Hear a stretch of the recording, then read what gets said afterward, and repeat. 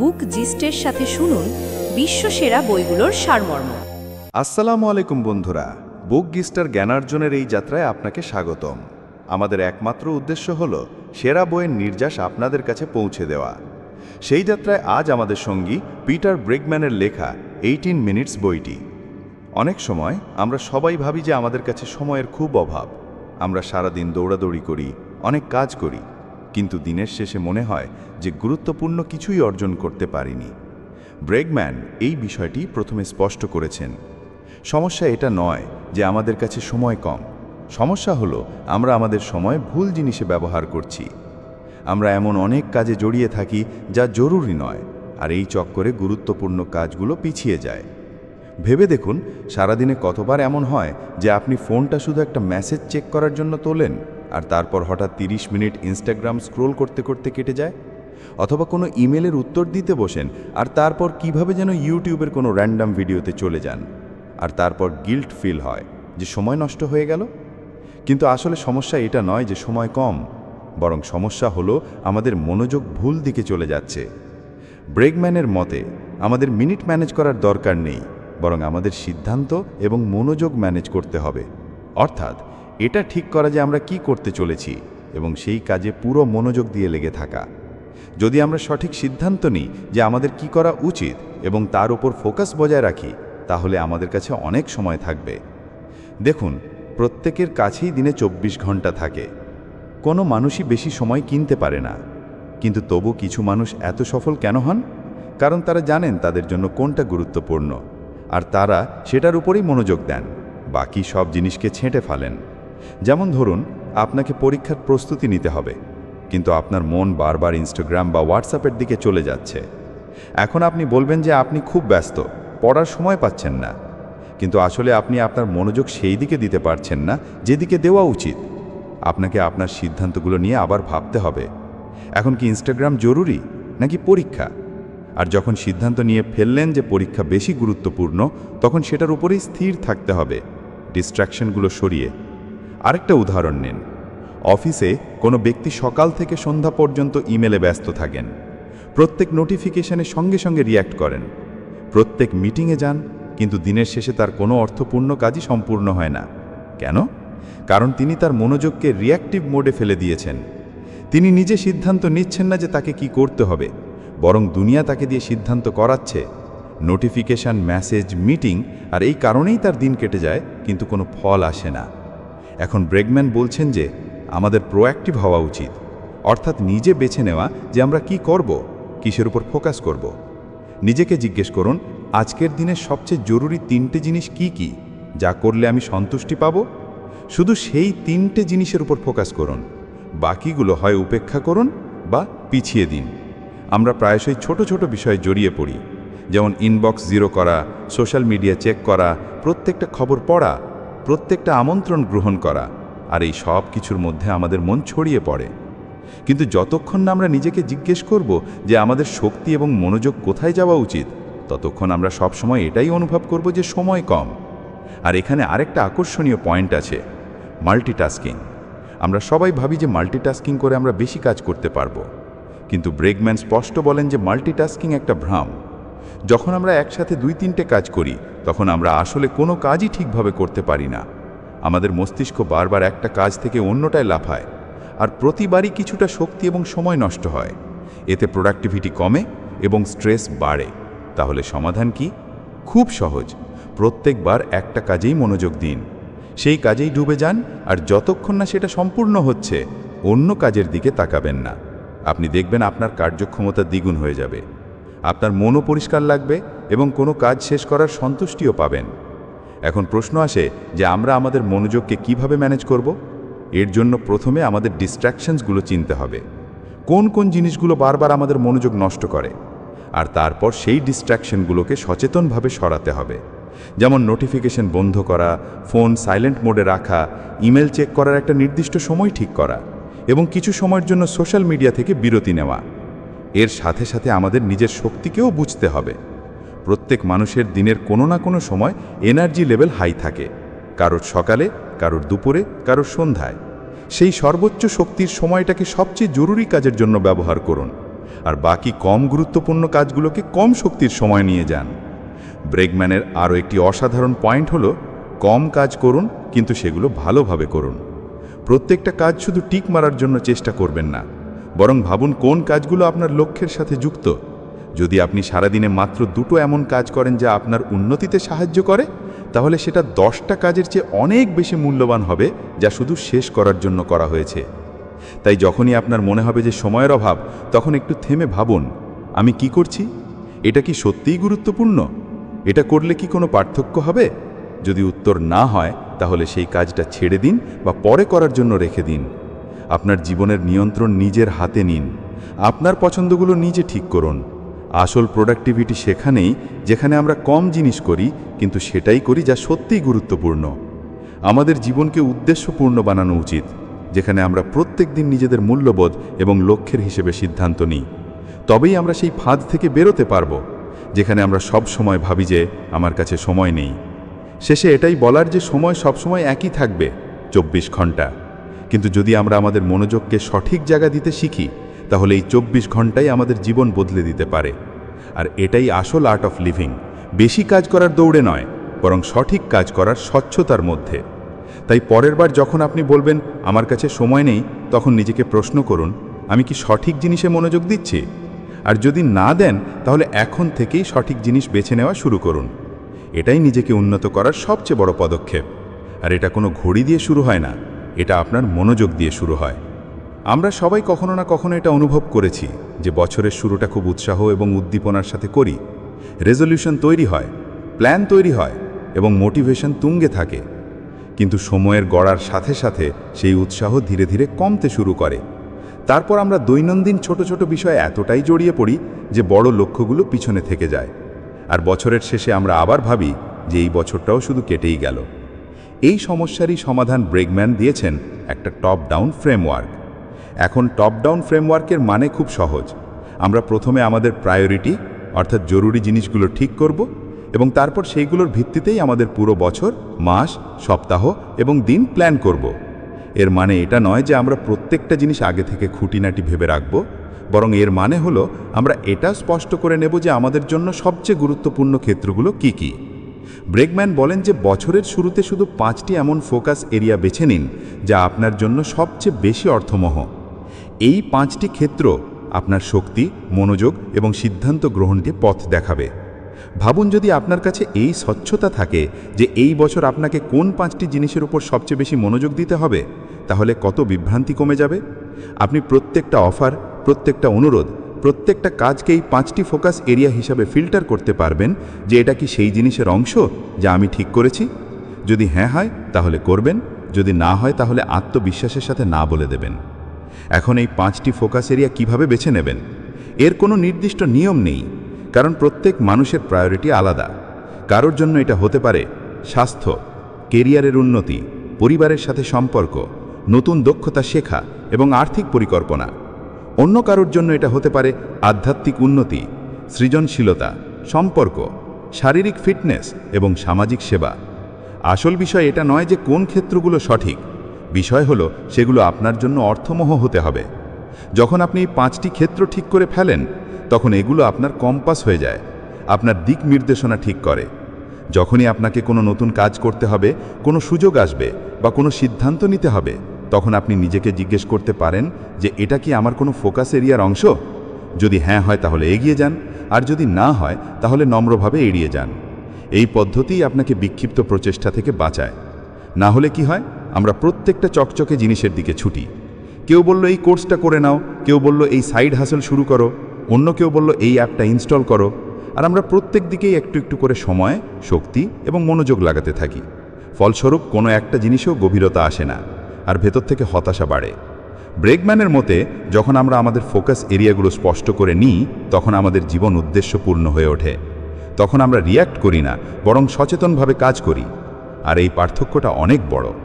যখন আপনি আপনার জীবনকে এইভাবে ম্যানেজ করেন, তখন ধীরে ধীরে আপনার মধ্যে একটা নিয়ন্ত্রণের অনুভব আসে যে আপনি নিজের গল্প নিজেই লিখছেন। ধরুন আপনি আপনার 5টি ফোকাস এরিয়া সেট করলেন, যেমন স্বাস্থ্য, লেখালেখি, সম্পর্ক, শেখা এবং আধ্যাত্মিকতা। এখন যখন আপনি আপনার সপ্তাহ প্ল্যান করবেন তখন দেখবেন যে প্রত্যেক সপ্তাহে এই 5টি ক্ষেত্রের প্রত্যেকটির জন্য কিছু না কিছু কাজ হচ্ছে কিনা।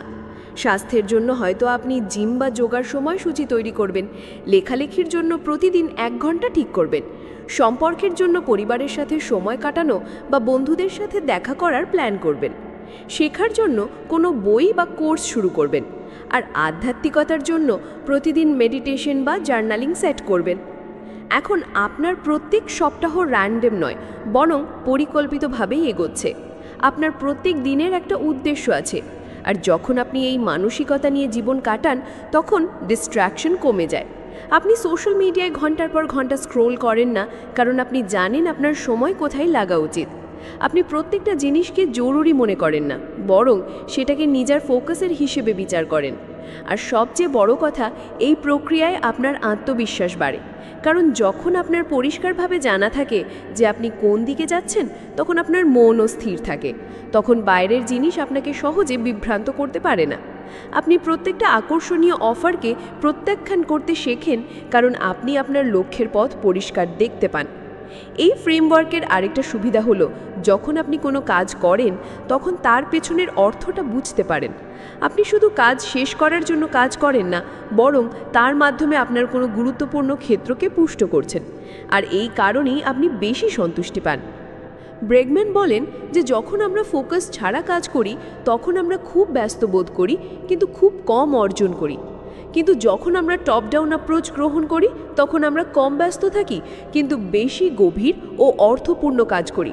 আর এটাই তো চাই, শুধু কাজ করার ভ্রম নয়, বরং আসল অগ্রগতি। এখন কথা হলো, এই অ্যাপ্রোচ কি খুব কঠোর হয়ে যায়?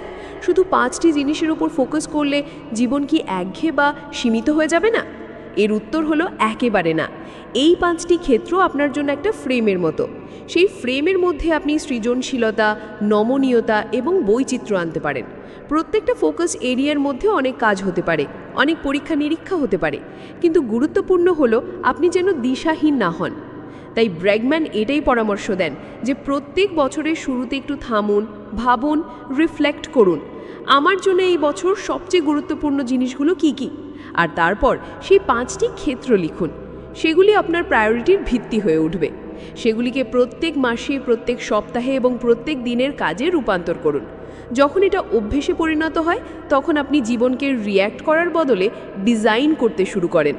আপনি নিজেকে জিজ্ঞেস করেন যে এই কাজটা কি সেই মিশনের অংশ যা আমি নিজের জন্য ঠিক করেছি? আর যখন উত্তর আসে তখন আপনি জানেন যে আপনাকে কি করতে হবে। এই স্বচ্ছতা স্ট্রেস কমায় এবং আত্মবিশ্বাস বাড়ায়। এই অ্যাপ্রোচে আরও একটা মজার ব্যাপার আছে, এটা আপনাকে লক্ষ্যের সাথে যুক্ত রাখে। প্রায়শই আমরা বছরের শুরুতে যা ভাবি, এপ্রিল মাস আস্তে আস্তে তা ভুলে যাই।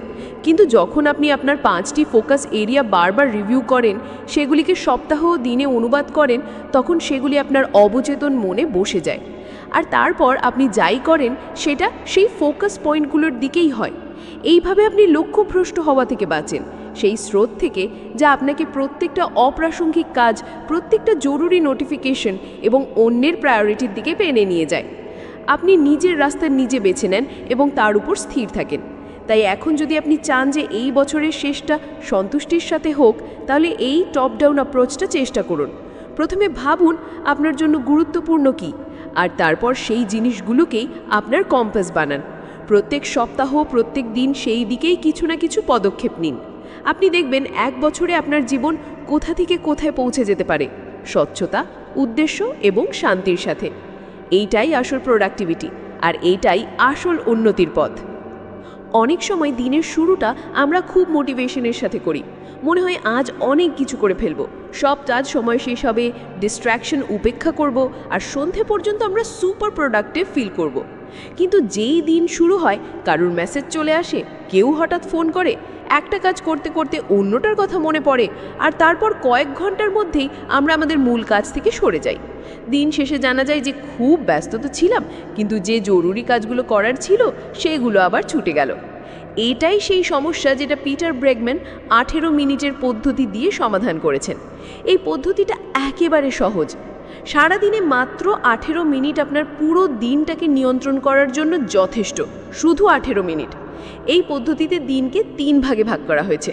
সকালের শুরুতে 5 মিনিটের প্ল্যানিং, সারাদিনে প্রতি ঘন্টায় 1 মিনিটের বিরতি, আর সন্ধ্যায় 5 মিনিটের রিভিউ। শুনতে খুব সাধারণ মনে হতে পারে, কিন্তু যখন এটাকে নিয়মিতভাবে অনুসরণ করা হয় তখন এর প্রভাব জীবন বদলে দেবার মতো হয়। প্রথমে কথা বলি সকালের 5 মিনিট নিয়ে। এটা সেই সময় যখন দিনের শুরু হয়।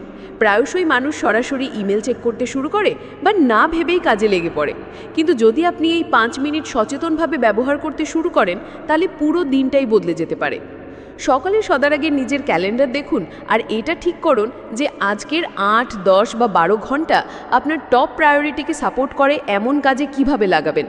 আপনার 5টি ফোকাস এরিয়া যেটা আপনি আগে ঠিক করেছেন সেগুলিকে মাথায় রেখে ভাবুন যে আজ কোন কোন কাজগুলো গুরুত্বপূর্ণ। এই সময় আপনি নিজেকে একটা প্রশ্ন করতে পারেন যে আজ আমি কোন কোন কাজ করে আমার লক্ষ্যের কাছে যেতে পারি। এই প্রশ্ন আপনাকে স্বচ্ছতা দেবে। এরপর আপনার দিনের কাজগুলোকে ক্যাটেগরাইজ করুন, কোনটা জরুরি, কোনটা গুরুত্বপূর্ণ, কোনটা অন্যকে দেওয়া যেতে পারে আর কোনটা উপেক্ষা করা যেতে পারে। তারপর একটা সহজ টু ডু লিস্ট বানান, কিন্তু তাতে শুধু সেই জিনিসগুলোই রাখুন যা অর্থপূর্ণ। খুব লম্বা লিস্ট বানাবেন না, কারণ সেটা আপনাকে অভিভূত করে দেয়। শুধু 5-6টা মূল কাজ যা সত্যিই পার্থক্য গড়ে তোলে। এবার কথা বলে দিনের বেলায় প্রতি ঘন্টায় রিফোকাস নিয়ে। এতে মোট 8 মিনিট লাগে, প্রতি ঘন্টায় 1 মিনিট। এর আইডিয়া হলো আমরা মানুষ খুব তাড়াতাড়ি লক্ষ্যভ্রষ্ট হয়ে যাই। একটা গুরুত্বপূর্ণ কাজ করতে করতে আমরা ইনস্টাগ্রাম খুলে ফেলি, কোনো ইমেলের উত্তর দিতে দিতে ইউটিউবে চলে যাই, আর তারপর যখন 2 ঘন্টা বেরিয়ে যায় তখন গিল্ট ফিল হয় যে সময় নষ্ট হয়ে গেছে। প্রতি ঘন্টার রিফোকাসের কাজ এটাই যে প্রতি ঘন্টায় নিজেকে মনে করিয়ে দেওয়া যে আপনি কি করছিলেন আর কি করা উচিত। প্রতি ঘন্টায় একটা ছোট্ট বিরতি নিন, মাত্র 1 মিনিটের জন্য। অ্যালার্ম বা রিমাইন্ডার সেট করতে পারেন। সেই 1 মিনিটে নিজেকে জিজ্ঞেস করুন যে এখন আমি যা করছি তা কি আমার প্রায়োরিটি কাজের অংশ? যদি হ্যাঁ হয় তাহলে চালিয়ে যান, যদি না হয় তাহলে ট্র্যাকে ফিরে আসুন। এইভাবে প্রতি ঘন্টার এই বিরতি আপনাকে বারবার সঠিক দিকে নিয়ে আসে। আপনি রিঅ্যাক্টিভ মোড থেকে বেরিয়ে প্রোঅ্যাক্টিভ হয়ে ওঠেন। এটা ঠিক সেরকম যেমন গাড়ি চালানোর সময় মাঝে মাঝে রিয়ার ভিউ মিরর চেক করা, যাতে বোঝা যায় যে সব কিছু সঠিক দিকে চলছে। এবার তৃতীয় অংশ হলো দিনের শেষে 5 মিনিটের রিভিউ। এটা সেই সময় যখন দিন প্রায় শেষ হয়ে গেছে আর এখন প্রতিফলনের মুহূর্ত। এই সময় আপনি নিজেকে 3টে প্রশ্ন করতে পারেন। আজ কি অর্জন করলাম? আমি কি আমার প্রায়োরিটি অনুযায়ী চলেছি? আর আমি কি কিছু অন্যরকম আরও ভালো করতে পারতাম? এই সহজ প্রশ্নগুলো আপনাকে একটা গ্রোথ মাইন্ডসেট দেয়। আপনি শুধু দিন কাটাচ্ছেন না, বরং প্রত্যেক দিন থেকে কিছু শিখছেনও। রিভিউয়ের সুবিধা হলো আপনি আপনার ভুলগুলো বুঝতে পারেন। ধরুন সারাদিন ডিস্ট্রাকশন খুব বেশি ছিল, তাহলে রিভিউয়ের সময় আপনি ভাবতে পারেন যে কাল থেকে কিভাবে সেগুলোর মোকাবিলা করবেন। যদি কোনো গুরুত্বপূর্ণ কাজ সম্পূর্ণ না হয় তাহলে তার কারণ বুঝতে পারবেন। হয়তো সময়ের অনুমান ভুল ছিল বা কোনো বাধা এসে গিয়েছিল। যখন আপনি প্রতিদিন রিভিউ করেন তখন ধীরে ধীরে একটা প্যাটার্ন সামনে আসতে শুরু করে, আর তারপর আপনি নিজেই নিজের কাজের স্টাইলকে আপগ্রেড করতে শুরু করেন। এখন ভাবুন মাত্র 18 মিনিট, আর এটা আপনার পুরো দিনের একটা কাঠামো তৈরি করে দেয়। আর সবচেয়ে ভালো কথা হলো এটা কোনো কঠোর সিস্টেম নয়, এতে নমনীয়তা আছে। আপনি নিজের মতো করে কাস্টমাইজ করতে পারবেন। সকালের প্ল্যানিং কোনো ডায়েরিতে করতে পারেন বা ফোনের নোটস অ্যাপে লিখতে পারেন। প্রতি ঘন্টার বিরতির জন্য স্মার্ট ওয়াচ বা ফোন রিমাইন্ডার ব্যবহার করতে পারেন। সন্ধ্যের রিভিউয়ের জন্য জার্নালিং সহায়ক হতে পারে বা শুধু 2 মিনিট ভাবলেও চলে। এই সিস্টেমের আরও একটা গোপন সুবিধা হলো এটা আপনাকে আত্মসচেতন শেখায়। যখন আপনি প্রতি ঘন্টায় নিজেকে প্রশ্ন করেন যে আমি কি সঠিক কাজ করছি, তখন আপনি আপনার কাজগুলোকে সচেতনভাবে বেছে নিতে শুরু করেন। আর এই সচেতনাই প্রোডাক্টিভিটির সবচেয়ে বড় পদক্ষেপ। যখন আপনি জেনে বুঝে সময় ব্যবহার করেন তখন কোনো গিল্ট হয় না, সন্তুষ্টি হয়। রাত্রি ঘুমোতে যাওয়ার সময় এই অনুভূতি হয় যে হ্যাঁ, আজকের দিনটা আমার হাতে ছিল। আমাদের সমস্যা এটা নয় যে আমাদের কাছে সময় কম, বরং আমরা সময়কে সঠিক দিকে ব্যবহার করি না। আমরা সারাদিন দৌড়াদৌড়ি করি, কিন্তু কোনো স্বচ্ছতা থাকে না যে আমরা কোন দিকে দৌড়াচ্ছি। এই বিভ্রান্তিই দূর করে 18 মিনিটের পদ্ধতি। এটা আপনাকে থামতে, ভাবতে এবং সঠিক পছন্দ করার অভ্যেস তৈরি করে। আরেকটা কথা হলো এই পদ্ধতিতে মাল্টিটাস্কিংও কমে যায়। যখন আপনি প্রতি ঘন্টায় আপনার মনোযোগকে কেন্দ্রে নিয়ে আসেন তখন আপনি বুঝতে পারেন যে একবারে একটা কাজ করাই সবচেয়ে কার্যকর। আপনি শুধু ব্যস্ত থাকার ভ্রম থেকে বেরিয়ে আসল প্রভাব ফেলে এমন কাজ করেন। শুরুতে হতে পারে এই 18 মিনিটের সিস্টেমটা একটু অস্বাভাবিক লাগবে, বিশেষ করে প্রতি ঘন্টার রিফোকাসের অংশটা, কিন্তু যত আপনি এটা অভ্যেস করবেন এটা অটোমেটিক হয়ে যাবে।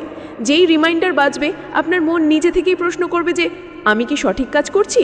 আর যখন বারবার সঠিক দিকে ফিরে আসেন তখন আপনার সার্বিক ফোকাস আরও তীক্ষ্ণ হয়। এখন ভাবুন, যদি আপনি প্রত্যেক দিনের শুরু পরিষ্কার প্ল্যানিং দিয়ে করেন, প্রতি ঘন্টায় একটা ছোট বিরতি নিয়ে নিজের ফোকাস বজায় রাখেন এবং দিনের শেষে সৎ রিভিউ করেন, তাহলে এক সপ্তাহে আপনার শক্তি, স্বচ্ছতা এবং অগ্রগতি কতটা উন্নত হবে। এটাই ব্রেকম্যানের 18 মিনিটের জাদু। এটা কোনো বড় কৌশল নয়, না কোনো দামি টুলের প্রয়োজন, শুধু শৃঙ্খলা আর ইচ্ছা দরকার যে আপনি আপনার দিনকে রিঅ্যাক্টিভলি নয়, সচেতনভাবে বাঁচতে চান। যখন আমরা এভাবে বাঁচতে শুরু করি তখন আমাদের লক্ষ্যগুলো শুধু স্বপ্ন থাকে না, সেগুলো দৈনন্দিন কাজে পরিণত হতে শুরু করে। আমরা আমাদের সময়ের মালিক হয়ে যাই, আর এই মালিকানা, এই নিয়ন্ত্রণের অনুভূতি আসল প্রোডাক্টিভিটি। এটাই সন্তুষ্টি দেয়, আর এটাই দীর্ঘমেয়াদী সাফল্যের ভিত্তি তৈরি করে। তাই আজ থেকেই চেষ্টা শুরু করুন। কাল সকালে উঠেই 5 মিনিটের প্ল্যানিং করুন, প্রতি ঘন্টায় 1 মিনিটের বিরতি নিন, আর সন্ধ্যায় 5 মিনিটের সৎ রিভিউ করুন। ধীরে ধীরে আপনি দেখবেন যে আপনার জীবনে একটা নতুন ছন্দ এসে গেছে, এমন একটা ছন্দ যা আপনাকে প্রতিদিন আপনার সেরা ভার্সনের দিকে নিয়ে যাচ্ছে। এটাই 18 মিনিটের জাদু, সহজ, শক্তিশালী এবং সম্পূর্ণভাবে কার্যকর। প্রত্যেকের জীবনে অনেক কাজ থাকে, কিছু জরুরি, কিছু গুরুত্বপূর্ণ, কিছু শুধু অভ্যাসে পরিণত হয়েছে। আমরা প্রতিদিন সকালে উঠি আর একটা লম্বা টু ডু লিস্ট বানিয়ে নিই, তাতে 10-15টা জিনিস লিখে ফেলি। মুদিখানার জিনিস আনা, ইমেলের উত্তর দেওয়া, প্রেজেন্টেশন বানানো, বন্ধুর বিয়ের জন্য পোশাক কেনা, আর না জানি আরও কত কি।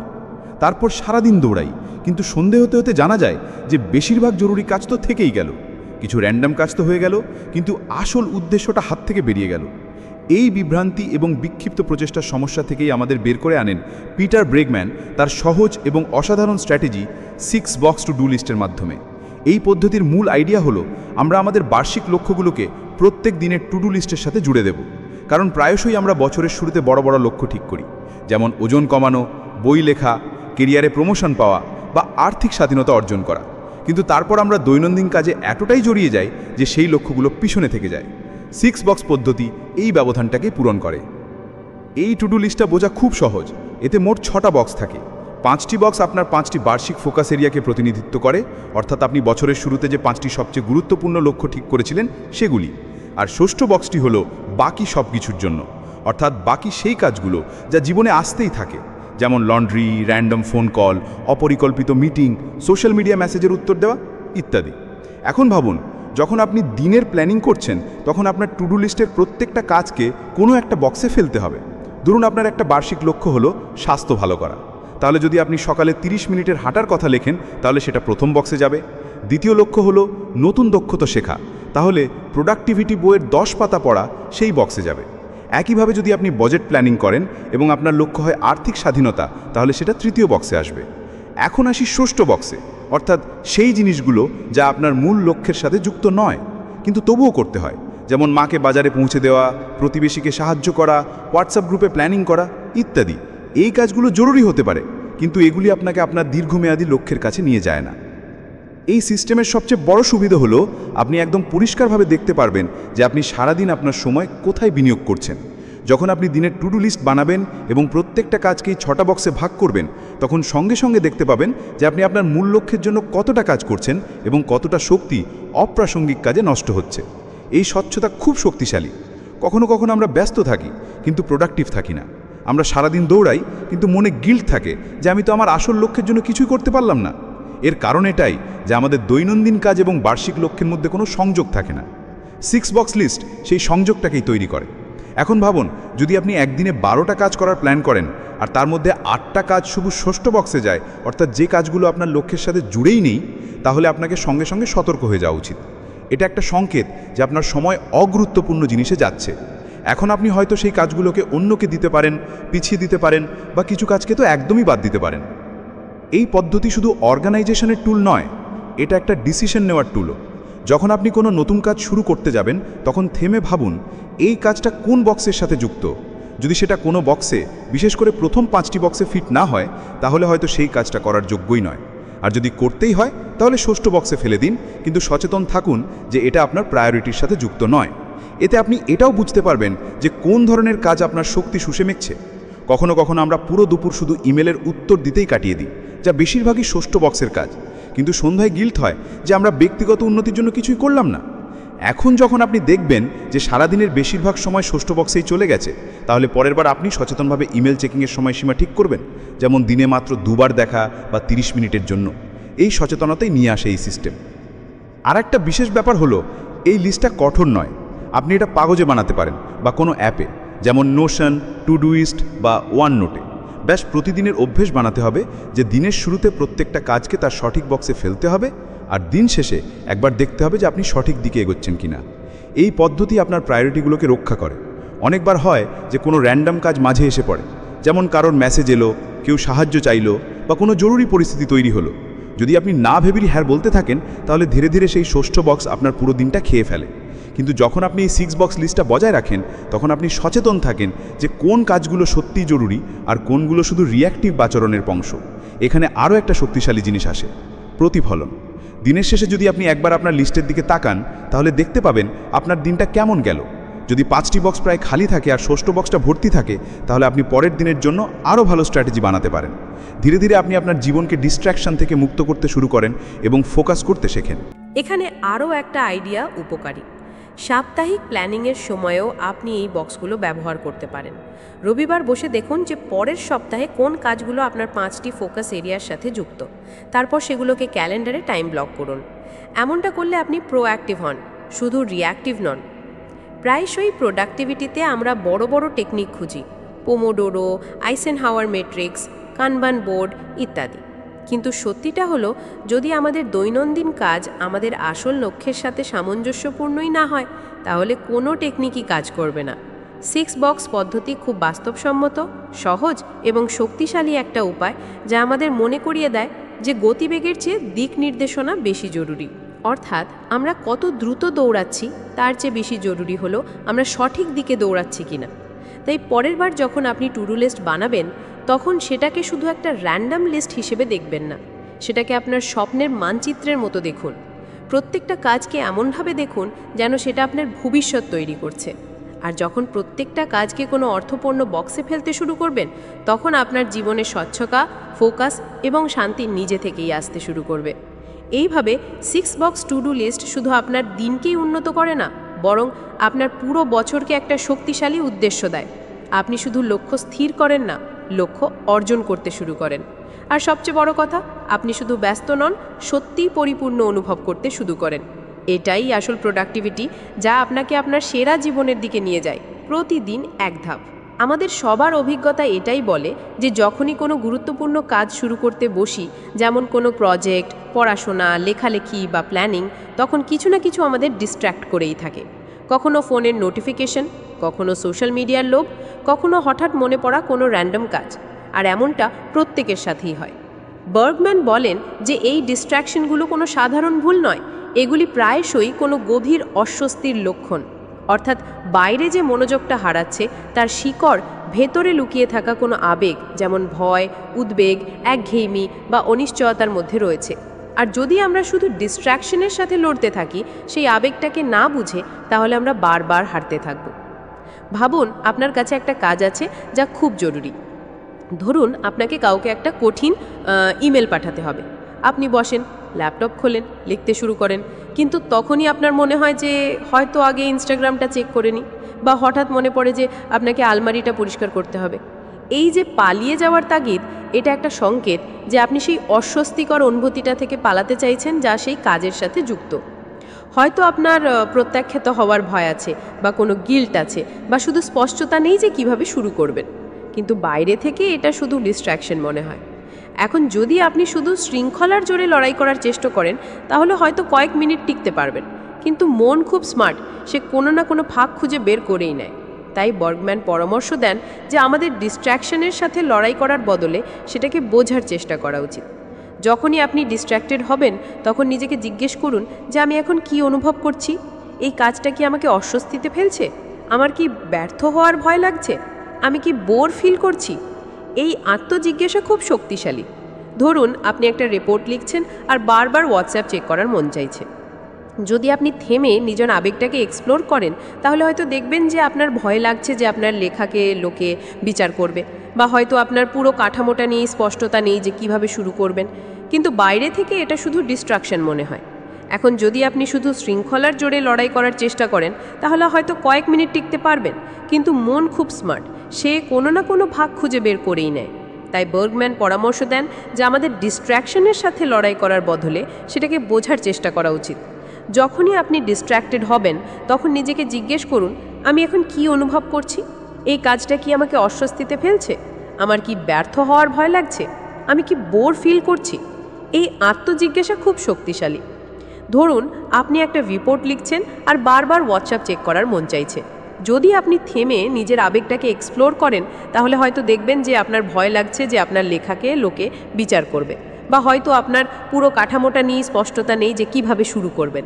এখন যখন আপনি সেই আবেগটা বুঝতে পারছেন তখন আপনি ডিস্ট্র্যাকশনের সাথে নয়, সেই মূল কারণটার সাথে ডিল করতে পারবেন। এটা ঠিক সেরকম যেমন কোনো গাছের পাতা বারবার কাটলে কিছু হয় না যদি তার শিকড়ে এই সমস্যা থাকে। একইভাবে ডিস্ট্র্যাকশনকে বারবার ব্লক করা বা ইচ্ছাশক্তি দিয়ে লড়াই করা একটা অস্থায়ী সমাধান, কিন্তু যদি আপনি শিকড় অর্থাৎ আবেগটাকেই সারিয়ে তোলেন তাহলে ডিস্ট্র্যাকশন নিজে থেকেই কমে যাবে। আরেকটা সাধারণ উদাহরণ হলো একঘেয়েমি। যখন কোনো কাজ খুব পুনরাবৃত্তিমূলক বা নিরস হয় তখন আমরা স্বাভাবিকভাবেই অন্য কিছু করতে চাই, কিন্তু যদি আপনি সেই একঘেয়েমিকে মেনে নিয়ে একটু কৌতূহল আনতে পারেন, যেমন আমি এই কাজটাকে একটু আকর্ষণীয় কিভাবে বানাতে পারি, বা আমি কি এটাকে ছোট ছোট লক্ষ্যে ভাগ করতে পারি, তাহলে আপনি সেই একঘেয়েমিকে ম্যানেজ করতে পারবেন ডিস্ট্র্যাকশনের ফাঁদে না পড়েই। বার্গম্যান একটা আকর্ষণীয় টেকনিকের কথা বলেন, ডিস্ট্র্যাকশন লগ বানানোর।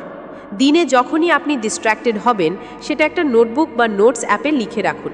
লিখুন যে কি আপনাকে ডিস্ট্র্যাক্ট করেছে, কখন করেছে, আর সেই সময় আপনি কি করছিলেন।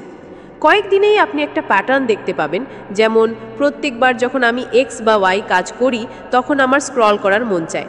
এখন আপনি সেই নির্দিষ্ট অস্বস্তিটার মুখোমুখি হতে পারবেন। এটা আপনাকে স্বচ্ছতা এবং সচেতনতা দুটোই দেয়। ডিস্ট্র্যাকশনগুলোকে পর্যবেক্ষণ করা একটা মাইন্ডফুল প্র্যাকটিস।